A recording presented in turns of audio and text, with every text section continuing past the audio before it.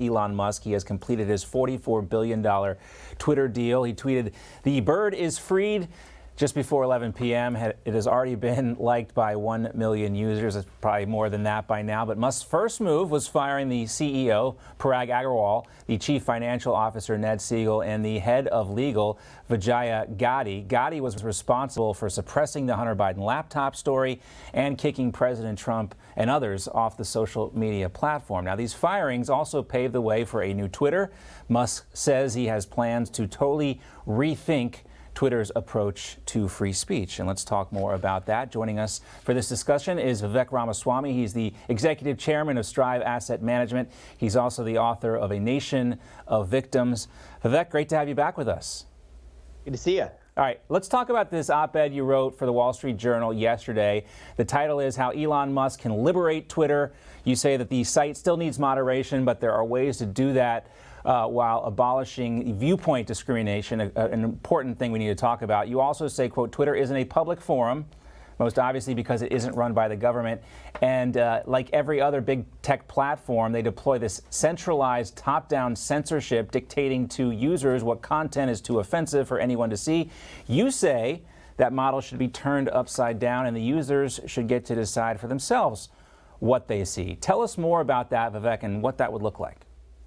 Sure, and I think it's important to acknowledge that you need some level of content moderation on a social media platform, or else all you'd see is spam and porn and other content that makes these sites unusable. But what's been happening is they've been using that as an excuse for years to smuggle in viewpoint-based discrimination. So my view on the rules of the road are pretty simple. No viewpoint-based discrimination going forward. That means hate speech as a category goes away, because hate speech is just someone else's opinion. Even if it's not the right opinion, it's an opinion that's a viewpoint. No viewpoint-based discrimination. If they're going to take something down as misinformation or false speech, the company has the burden of proof to actually demonstrate that that speech was false.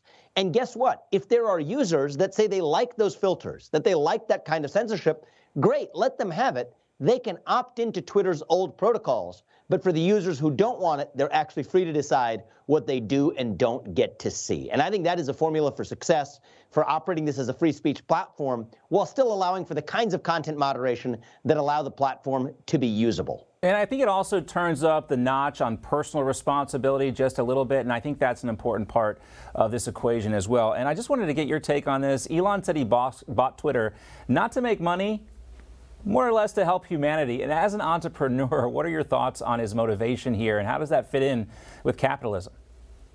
So look, I think that sometimes people are ashamed these days of making money as a motivation. I don't think that's something that anyone needs to be ashamed of. Clearly, Elon Musk did have second thoughts. He tried a lot of times to get out of this deal before actually being, compelled to actually complete the acquisition and see it through. I'm glad he's buying the platform. I think it's going to be good for the platform. I think it's going to be good for the country. And I hope there's a great opportunity for him and the other investors in this to make money off of it as well.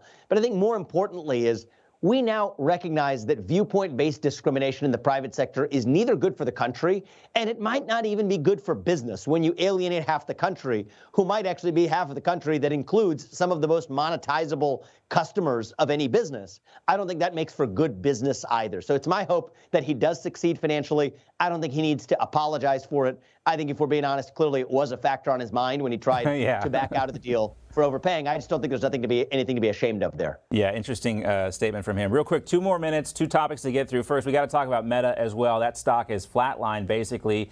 Mark Zuckerberg's vision for a virtual future has cost the company about $670 billion this year.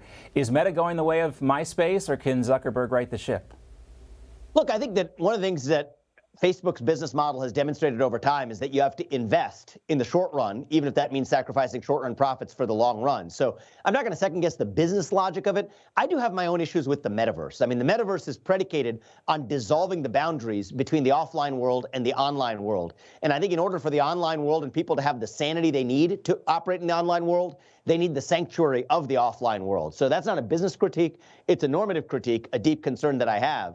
But it's not one that I think that necessarily, short-term moves in Meta's stock price has anything to do with. All right, yeah, we're retreating back into our caves, and some see that as a bad sign for humanity. And lastly, we got to talk about PayPal and Venmo, too, because they are reinstating that controversial $2,500 misinformation fine. At first, they say it got added to their user agreement by accident. Everyone freaked out, so they dropped it. But after the controversy died down, they brought it back. Is that the kind of decision-making that we see from Venmo and PayPal that led you to start Strive Asset Management?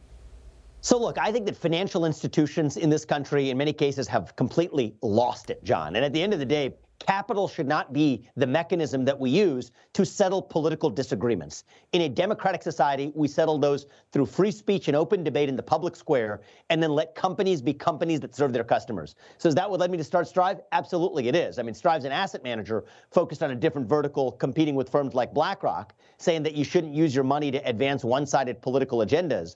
But this has invaded every other sphere of our lives, even payment processors. And the thing that bothers me there is the raw dishonesty of it.